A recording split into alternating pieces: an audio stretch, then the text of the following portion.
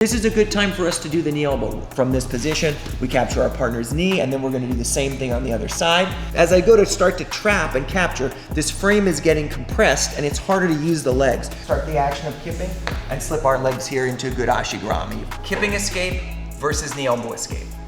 Both of these are excellent ways of managing a very tight, strong, mounted position.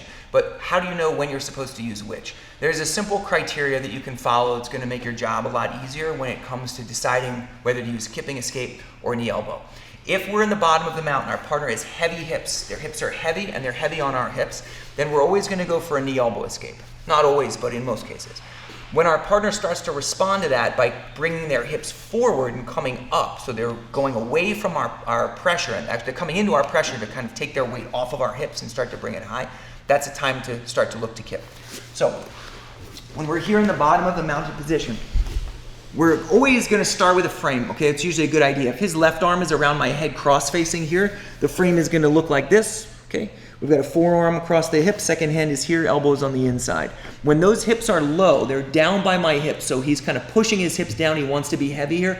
This is a good time for us to do the knee elbow. Our frame is gonna work very well to keep our partner's hips down here. We can start to use whatever method you use. The most basic one, of course, is you're taking your leg to the inside position, moving your partner's leg out, capturing it here, and then drawing till you can capture your partner's heel. From this position, we capture our partner's knee, and then we're gonna do the same thing on the other side. Or alternatively, you can simply go here into a half guard position. You could go into a half butterfly position. You could go into a butterfly guard position and then forward shift, sit up, and go to work, okay? That's the kind of the basic elements of this, of doing a knee elbow. We do that when our partner's hips are low. Everything changes when your partner goes from a position where they're kind of pushing down to one where they're starting to rise up here, okay? And your partner will rise up like this when you're starting your knee elbow. He knows that if he keeps his hips down close to our legs, then we're gonna be able to knee elbow.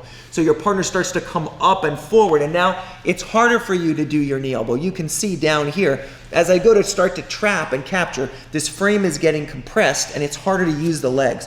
So now is a great time for us to go into a kipping escape. We may keep this frame, or you might elect to switch to an open-handed position. They're both fine.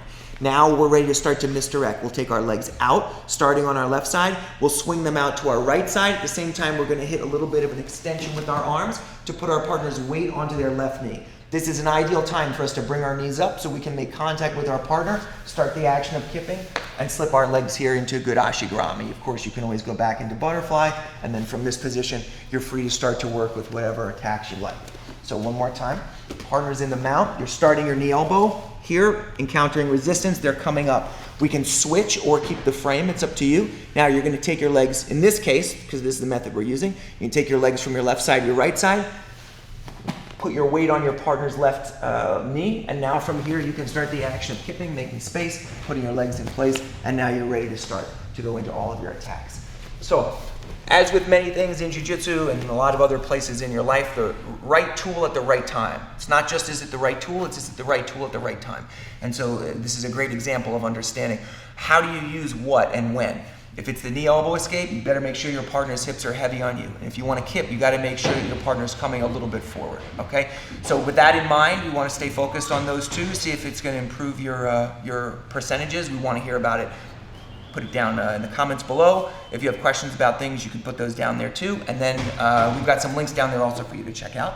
Thanks so much for watching. See you soon.